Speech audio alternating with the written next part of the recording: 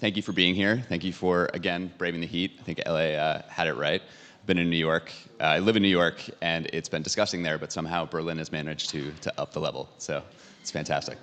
Also, I want to apologize if anyone tried to come to the Allo workshop earlier. I appreciate you making the effort, but luckily for you, a lot of this content is the same, and I'm around if you really want to get nerdy and get under the hood. Just to give you a little bit of a background about myself, as you heard, I've been in startups for the better part of 15 years. Most of that has been in a product role. I've built data research products for cancer researchers. I've worked on media products. I was also lucky enough to be able to work on my own exploration in the food space. And that's actually what ultimately led me to Web3. I was working with a lot of chefs and home cooks who were looking for very similar things. They were looking for access to capital, shared spaces, cooperative ownership. And it was just a perfect segue into my Web3 journey. I've been at Gitcoin since December of 2021, and I've been working on some variation of our grants product pretty much the whole time. And back when we started Allo protocol, I was one of the founders of that group. So I want to talk to you about a couple of things today. One is the macro problem that we see for Allo around community capital and the fact that it's stuck. I want to talk a little bit about how Allo addresses that problem, and then share a couple of ideas for where we can go using this framework. So if we start with kind of the macro idea, I think we all love to do that Web 2 versus Web 3 meme. When I sort of look at this opportunity, we've seen an incredible growth for digital communities, starting with the Web 2 era. I think we started to see these digital spaces that were popping up around platforms. We think about Facebook and groups. We think about Twitter and crypto Twitter and NBA Twitter and things like that. There are all these digital spaces that were popping up where communities could freely form and interact. But crucially, all of the growth and investment decisions, like how are we going to maintain these central platforms, were maintained by central sources. If we fast forward to Web 3, we still have these spaces where digital communities can freely form and operate, but now we're responsible for the growth and investment decisions to keep those spaces going. The problem is we don't really have the entire set of tools that we need to be able to do this. There's this concept here that we talk about, we call the ecology of capital. What we've seen so far with Web3 is an incredible kind of growth in ways to accumulate capital. So we think about the whole web of tokenization technologies enables communities to really fund and generate a ton of capital for what they care about, whether that's their issue or their protocol or whatever it is that they're trying to advance.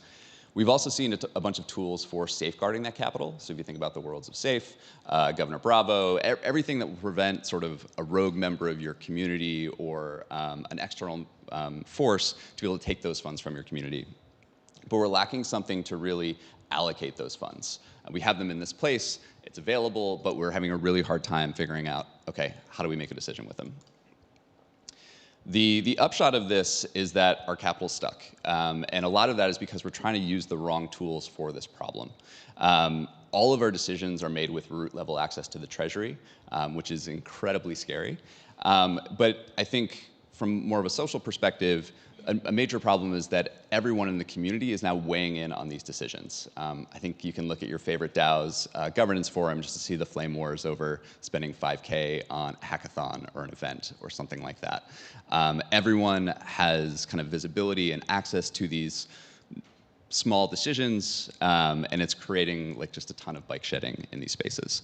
The other major problem is that each of these proposals end up being considered kind of in a vacuum. There's no opportunity to compare and contrast across the different things that your community is considering. I really look at this as a major problem for Web3 communities. I think if you look around most DAOs, they've accumulated these massive treasuries, but you could argue that most of those funds haven't actually been put to use, or a small percentage of those funds have been put to use. And I truly believe that if we're not able to invest in these communities, we're going to start to see atrophy among them. So this is the problem that Allo is meant to solve. We think about it as unlocking the flow of community capital. And the core insight here really comes from the years that Gitcoin did running our quadratic funding rounds. We started initially with the open source community, started expanding it to a number of different communities that were looking to do public goods. And one of the things that we noticed while we were doing this was that each community kind of had fundamentally different ways of thinking about how they wanted to allocate that capital. That could be something as simple as the eligibility criteria for those groups. It could be something as large as the actual funding mechanism itself. I think we tend to use quadratic funding as like, think about it as one thing. I think it's actually more of a category of mechanisms that all kind of use the same underlying principle. And I think as you start to look at different communities, they may have different ideas around how do you want to tweak that algorithm to best serve what you're doing. So our insight here was that you can probably start to unlock this capital if you start to delegate and break them up into their component parts. So the core idea behind Allo is this idea of what we call a pool. Now, a pool is a pot of funds with a specific purpose that's represented by a single contract on chain. Because it's on chain, you have these customizable rules that will ensure that the funds are distributed the way that you want them to be distributed. This is all orchestrated by a core Allo contract. And it also uses our universal project registry. Now, this is one I want to take a quick detour to talk about, because I think it's one of the things that's most exciting about what we're doing with Allo. As we've been looking at this problem from the kind of point of view as a grants product, a lot of what we spend our time on is vetting grantees. You may not know who these people are. You want to understand that, like, do they actually know what they're talking about? Have they worked on things before? Like, are they best positioned to solve the problem they're working through? And one of the ways that we've been thinking about doing this at Gitcoin for a long time is through some set of reputation. The registry is really born from this idea where, in the same way that you may have a individual reputation, you want to be able to have some sort of reputation for your project. So what we've done at the Allo level is create a very simple but flexible registry to support all of this, where each profile or project is represented by a contract address on chain. What this lets you do is begin to link it to other registries where it may exist. So you can start to think of an attestation that this profile is also this other profile somewhere else.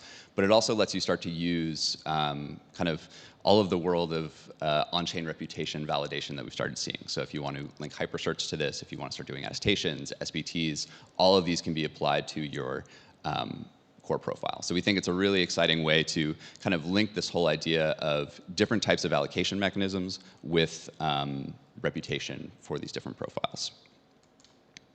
The pool itself becomes highly customizable. I mentioned before that when we were working with communities, I think we just saw that there were so many different kind of types of decisions that they would make when they would customize their system. They would look at recipients. So who's eligible? What makes them eligible to do this? Bringing the profile back into it, this is where you can start to think about programmatic ways of eligibility, where someone needs to hold a specific SBT or attestation in order to be eligible for the funds from a given pool. It also allows you to customize the decision makers. With something like a Gitcoin quadratic funding round, it's pretty open. Anyone who has the requisite passport score can come in and express an opinion how the funds should be distributed. But say you're working on something that's highly technical or highly specialized, you may want to have a smaller group of individuals to make that decision. And you can do that all within the pool space. The other thing that I think I'm really excited about is the diversity of allocation mechanisms. I mentioned before, like, quadratic funding is really a category of mechanisms. This whole allocation mechanism space, I think, is going to be really exciting in terms of, like, the research opportunities, where rather than having to work about the entire allocation ecosystem, we can start to see researchers who are thinking about what are the best ways to kind of take opinions and spread them around with the funding allocation decision. So again, the things that we've been thinking about in this space are quadratic funding, quadratic voting. We've also been thinking about committees, RFPs. There's a really exciting kind of depth in this area. And then lastly, we're thinking about how do recipients actually unlock these funds? Like, where does the distribution happen? This could be something as simple as a one-time payment. These could be milestone-based payments, or you can start to plug into kind of the world of payment providers or funding distributors that we've talked about. Drips, I think, is a perfect example. From a community standpoint, we think this is incredibly beneficial for a number of reasons. One is the auditability. The fact that all of these decisions are on chain gives you, as a community member, the ability to see how all of these funds have been allocated, and you can kind of ensure that the pools themselves were distributed as kind of set within the the contract. It also gives you this concept of comparability because all these pools are happening within the Allo ecosystem and with the same interface. You can now start to say like, okay, we use this one mechanism here, this other mechanism here. How do we think we had like impact around that? Delegation is also, I think, one of the biggest benefits and kind of insights behind Allo. Back to this original problem of everyone weighing in on everything, this enables you to really like delegate power for specific allocation decisions to the people who are most local to that decision, while still keeping that like macro control of your budget with governance. We talked a lot about flexibility, but I think as we've seen with kind of all the Web3 grants programs, there's a ton of funding vehicles that I think are emerging in the Web3 space. I think grants are the ones that we're most familiar with. We've seen research grants, small business grants, public goods grants, this whole sort of ecosystem. But also there's things like bounties and hackathons and more venture style investments that I think communities are starting to use to like build their shared spaces. All of these different mechanisms are possible through this Allo structure. And lastly, because this is all auditable and all comparable, it becomes a really great breeding ground for experimentation.